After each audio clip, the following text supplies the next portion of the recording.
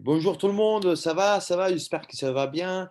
Je vais faire votre petit résumé sur les cours qu'on a fait vendredi dernier, d'accord, sur les insectes menus et le pronom en. Donc, tout d'abord, et on a vu, on a écouté un podcast, d'accord, on a écouté, on a entendu un podcast sur Spotify, d'accord, que vous avez ici. Je vais justement mettre, alors, hop, non. Ici, c'est les insectes au menu. Donc, vous avez les podcasts. Il a une duration plus longue, mais ce sont les minutes que j'ai choisies pour écouter un cours et que vous avez répondu à ces 6 questions. D'accord, je vous enverrai les corrections par email. Donc, voilà. Je vous dis d'abord pour tout le monde que une fois que vous avez tous travaillé, je vous enverrai les réponses. Mais bon, euh, vous pouvez l'écouter, vous avez le lien ici sur les documents. Donc, à partir de ce document-là, on a commencé à travailler les pronoms en, d'accord. On a lu, c'était Ingrid qui a lu les petits dessins du Tintin au pays des soviets, d'accord, les premiers livres de Tintin. Et bah, ici, on retrouve qu'il y a, si l'on restait, nous étions grillés, d'accord. Donc, en, ça fait référence à essence.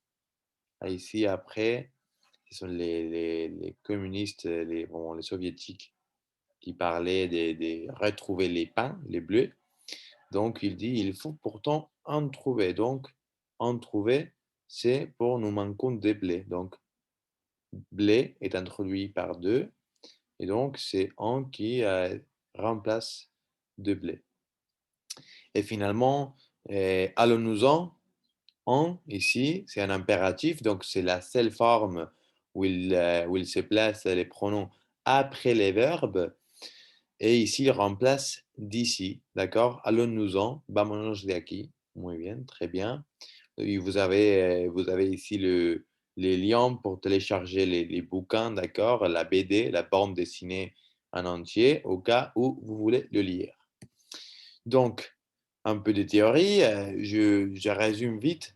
El pronombre on se sustituye los complementos directos que están introducidos por las preposiciones de la, des, del, du y también por los términos de cantidad que en este caso tendríamos que ponerlos al final, ¿vale? Por ejemplo, 200 grammes, il faut 200 grammes de farine, il en faut 200 grammes.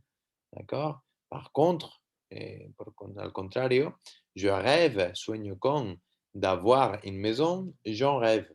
No hace falta decir nada más porque ya aquí sustituimos a d'avoir une maison, ¿d'accord? Siempre va antes del verbo, excepto cuando hay un imperativo, ¿vale? Con un verbo y un infinitivo sería antes del infinitivo, como por ejemplo, il faut sortir du bâtiment, il faut en sortir. Así que en antes del infinitivo, pero después del verbo, ¿vale? Pero es muy raro el caso. Normalmente siempre pensad que va antes del verbo, ¿vale? Elle en a parlé, aquí, antes también del auxiliar. Il y a du lait, il y en a, en segundo lugar cuando hay dos pronombres. Et tu lui as envoyé des emails, tu lui en as envoyé, allez, des emails, tu lui en as envoyé.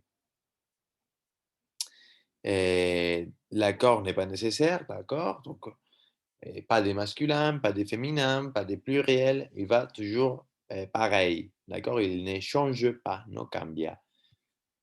Ok, donc écrivez la réponse en utilisant les pronoms en.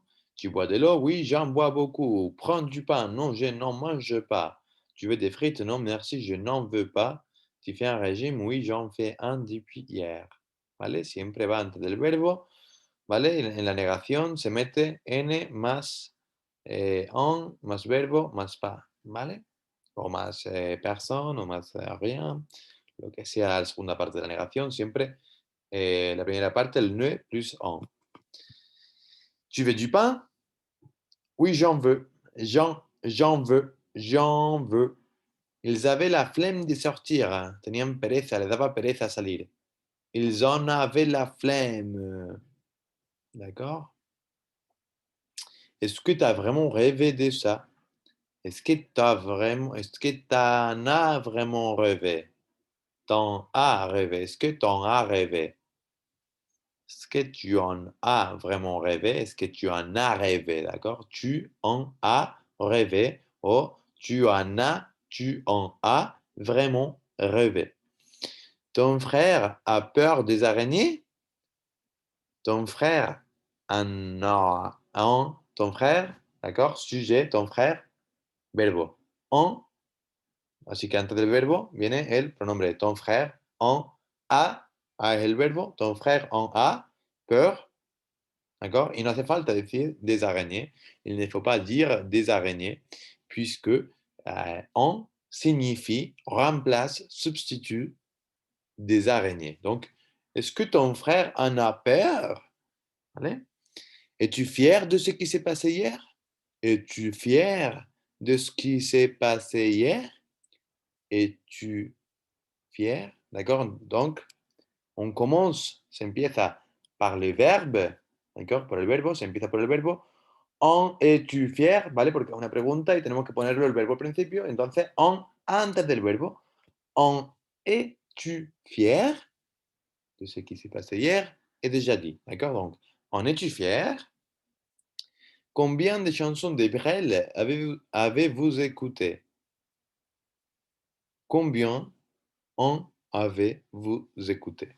D'accord? Combien plus pronom plus verbe. Enfin, facile.